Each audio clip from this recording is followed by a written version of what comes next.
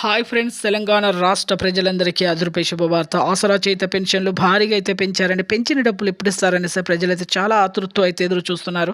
మరి ఎవరెవరికి వస్తున్నాయి, మరి పాత వారికి వస్తున్నాయా, కొత్త వారికి వస్తున్నాయి, మరి ఎంతమందికి రద్దు అవుతున్నాయి తెలుసుకునే ముందు లైక్ చేయండి, షేర్ చేయండి, సబ్స్క్రైబ్ చేయండి, షేర్ చేయండి, సబ్స్క్రైబ్ చేయండి. పక్కనున్న bell icon all symbol button గంట సింబల్ నొక్కితే నేను వేసే లేటెస్ట్ అప్డేట్స్ వీడియోస్ మేము ముందుకైతే వస్తాయండి. ఇక లేట్ చేయకుండా అయితే వీడియోలోకి అయితే వెళ్ళిపోదాం. పాత వారికి, వృద్ధులకి, వితంతులకి, ఒంటరి బయలు 4,000, వికలాంగులకి 6,000 రూపాయలు అయితే రావడం జరుగుతుంది.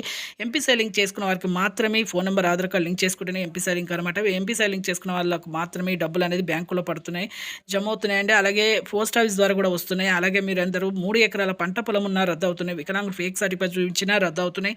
అలాగే ఇక ప్రతి ఒక్కరైతే ఇక ప్రభుత్వ ఉద్యోగం చేసే పిల్లల తల్లిదండ్రులకు కూడా రద్దు అవుతున్నాయండి.